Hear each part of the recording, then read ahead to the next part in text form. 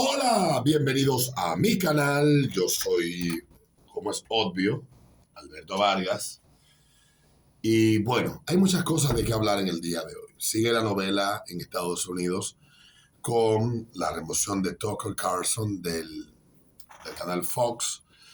Han surgido muchas versiones, ninguna versión es oficial, teorías, etcétera. Hay una forma en la que Fox se maneja a nivel publicitario cuando un talento va a salir o sale, tiene un departamento bastante agresivo de relaciones públicas que se encarga de sembrar noticias negativas en los medios de comunicación. Previa a la salida de Tucker, hubo toda una campaña de, de ataque contra él con varias informaciones que, indudablemente, por las prácticas que ha habido en el pasado de parte de esta cadena, uno presume que han salido del seno de la misma.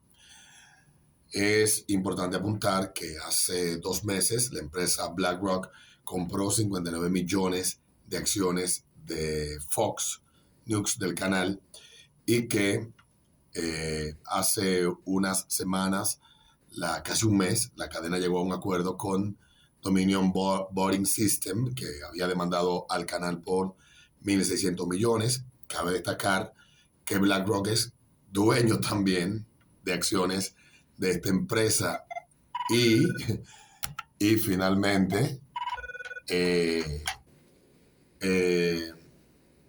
dentro de la demanda incluye a una ex productora, lo que es un booker de Tucker, que alega ella acoso laboral dentro de la empresa y se ha convertido después de la despedida después de la salida de Tucker, en la vocera oficial o en la campaña de Birkin contra Tucker Carlson. Obviamente, Tucker es humano y no significa que no cometa errores y que no pueda ser señalado por alguna falta de algún tipo.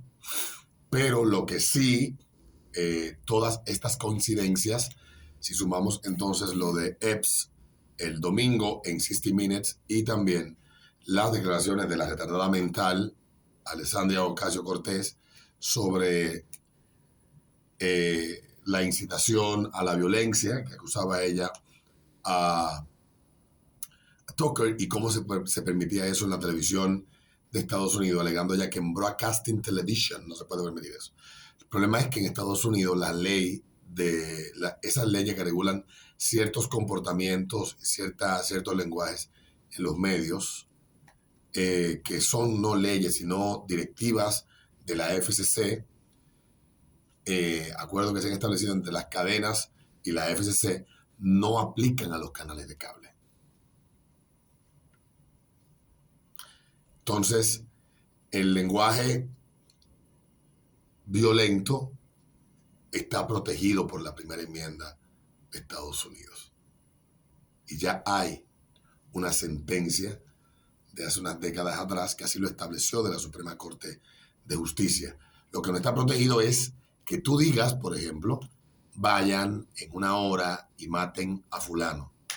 Eso no está protegido. Pero que tú digas que hay que derribar el gobierno o que está bien que este gobierno caiga o hay que buscar la forma de que tomemos este gobierno, etcétera, etcétera. Eso está protegido por la primera enmienda de Estados Unidos. Y eso fue un caso de un ex miembro del Ku Klux Klan en contra del estado de Ohio y terminó la Suprema Corte reconociendo que sí, que está protegido por la primera enmienda. Bueno, pues parece que la legisladora Ocasio no lo entiende y bueno, por ahí va la novela. En República Dominicana, ayer la legisladora María Elvira Salazar fue noticia en República Dominicana luego de que el lunes en la noche escribiera en su Twitter, que se había levantado la suspensión de la alerta de viaje a República Dominicana, dijo ella. Me alegra la suspensión de la alerta de viaje a República Dominicana gracias al esfuerzo de Adriano Espaillat y mío. Queda mucho por trabajar junto al presidente Abinader para eliminar las consecuencias de esta calumnia. Así de simple. República Dominicana nunca debió ser acusada de racismo. En aquella alerta migratoria que publicó la Embajada Americana, señalaba que había que tener cuidado de la de piel oscura República Dominicana, que podía ser apresado, que podía ser molestado por las autoridades y que podía ser inclusive deportado por solo ser negro, acusando al Estado dominicano de racista. Y es curioso, como dice María Elvira Salazar, que República Dominicana nunca debió ser acusada de racismo. Es curioso que sea Estados Unidos que señale a República Dominicana de racista, cuando en Estados Unidos hay leyes que se promulgaron y se aprobaron en el Senado y en la Cámara de Representantes de ese país en la década de los 90, que han sido las leyes que han permitido que enormes cantidades de negros pueblen las cárceles de Estados Unidos, purgando penas altísimas por delitos menores, gracias a esa perfilación y a esa discriminación. De hecho, sea de paso, la ley más conocida la impulsó y logró que se aprobara el actual presidente Joe Biden de Estados Unidos. Estados Unidos no está en condiciones de darle lecciones de moralidad respecto al tema del racismo a nadie. La historia de Estados Unidos está vinculada profundamente con el tema de la esclavitud. Hubo que derramar la sangre de 500 y pico de mil de norteamericanos. Debió de surgir un pensamiento abolicionista en Estados Unidos que terminó convirtiéndose en un movimiento político, y ese movimiento político en un sentimiento que dividió los estados en estados abolicionistas y estados que eran esclavistas, estados libres y estados que no lo eran, y esa convicción se convirtió en una lucha política que hoy el partido que gobierna Estados Unidos, que fue de los impulsores y de los promotores de la guerra civil de 1862-63 de Estados Unidos, hoy ellos tuvieron que enfrentarse a un partido que se creó exclusivamente con el propósito de lograr la abolición de la esclavitud en la Unión Americana. Esos son los hechos. Así pasaron las cosas. El Partido Republicano surge con ese fin. Y su primer presidente, a su llegada al poder, una de sus principales promesas era abolir la esclavitud en Estados Unidos. Y producto de eso se desató una guerra entre el norte y el sur, aquella guerra civil que provocó la muerte de miles de norteamericanos, blancos la mayoría de ellos, pero también negros, que lucharon al lado de aquellos que estaban convencidos de que todos los hombres nacidos en la tierra de Estados Unidos eran iguales ante la ley y ante los ojos de Dios. Y lograda la derrota del sur, se logró la emancipación, se logró la aprobación de una nueva enmienda a la Constitución, y los estados del sur lograron, a través de triquiñuelas y a través de la interpretación medalaganaria de esa independencia que tienen los estados, lograr un montón de leyes que son las famosas leyes llamadas Jim Crow. Estados Unidos no está en condiciones de darle lecciones ni de venir a poner etiquetas de que este país es racista, este no lo es, cuando su historia está llena de capítulos ominosos sobre este tema. República Dominicana, desde el día que surgió, desde el día que se creó la República Dominicana, aquí no ha existido la esclavitud. Previo a la creación de la República, en la invasión haitiana, aquí se abolió la esclavitud, que tampoco fue de que la esclavitud aquí fue una cosa del otro mundo. No fue así.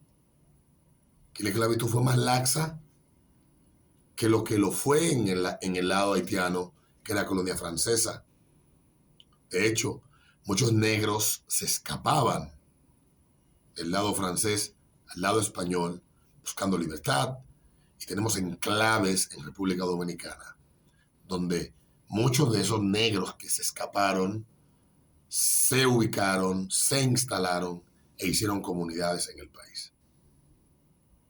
La historia la han interpretado como le ha dado la gana un grupo de revisionistas históricos de la República Dominicana, pero la República Dominicana, como país desde el día que surgió, ha existido la esclavitud. Y esto no es aquí un argumento ad hominem ni nada por el estilo. Estados Unidos tuvo que esperar para reconocerle libertades plenas a los negros. 100 años, hasta 1964. Mientras tanto, vivían en una situación de apartheid en prácticamente todo el sur y estados del medio oeste en Estados Unidos, donde dominicanos que iban, que yo conozco dominicanos que me han contado historias, que tienen más de 80, que tienen 85 años. Conocí unos dominicanos una vez en un sitio que contaban que cuando iban a la Florida tenían que usar baños para negros porque ellos no eran lo suficientemente blancos para ir a los baños normales. Esa es la verdad. No pueden darnos lecciones morales. Pero todo esto obedece a la búsqueda de chantajear a República Dominicana y señalarla, estigmatizarla, de herir la industria principal nuestra, en conjunto con Canadá, que hace lo mismo también, para que nosotros nos veamos en la obligación de tener que acceder a las presiones que ellos están sometiendo para que aceptemos la solución dominicana al problema de Haití. No es otra la intención. Y eso lo están haciendo Canadá, Francia, Estados Unidos, bueno, la Unión Europea, Canadá, Estados Unidos. Esa es su estrategia: desacreditarnos, pintarnos en el mapa del imaginario de la gente a través de la fuerza que tienen mediática como un país similar a Sudáfrica. Aquella Sudáfrica del apartheid, donde los negros estaban divididos por vallas de alambre de los blancos en las ciudades. Vean la historia, busquen. Hay 1000 documentales en YouTube gratuitos que cuentan la historia del apartheid, cómo surgió, sus años más duros y cómo Mandela pasó 27 años preso, luchando por la libertad y la igualdad ante la ley de todos los negros en Sudáfrica. Y no fue sino hasta 1990 que eso se logró. Estados Unidos estuvo muy tranquila toda la vida con esa realidad en Sudáfrica hasta que empezó a molestarle, hasta que ya no le gustaba. No puede darnos lecciones en absoluto de ese tipo. No tienen la moral para hacerlo. Y no podemos permitir que de Estados Unidos venga ese señalamiento. Ya finalmente, ayer, la senadora Farideh Raful somete un proyecto de ley donde ella señala, según firma Troy Orlando Espejo en el periódico Hoy, un proyecto de ley ante el Pleno de la República Dominicana que ajusta anualmente la escala de impuestos por inflación acumulada en respuesta al problema que enfrentan los dominicanos al alto costo de la vida, ya que en el año 2017 no se han indexado los salarios gravables en el país. O sea, el absurdo de la República Dominicana es este.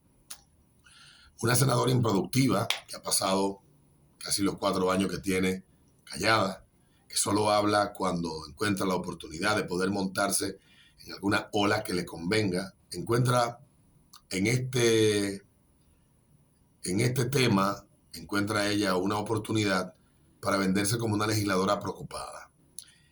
Es absurdo porque el Código Tributario de la República Dominicana, en uno de sus artículos, establece que el Poder Ejecutivo cada año tiene que mandar a hacer una revisión junto con el Banco Central para hacer una indexación y establecer cuáles son los salarios que quedan excluidos, hasta qué escala salarial queda excluido el pago de impuestos sobre la renta en República Dominicana.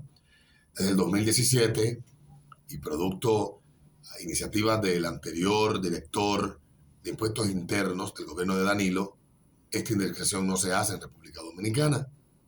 El gobierno de Danilo encontró 1000 explicaciones, pero básicamente Magín Díaz lo explica de que esto reduciría los ingresos tributarios del Estado, hacer una indexación, y que lo que hay que hacer es esperar hasta que se llegue a una reforma tributaria. Imagínense ustedes, 10 años posiblemente discutiendo eso, y que esta indexación no se haga.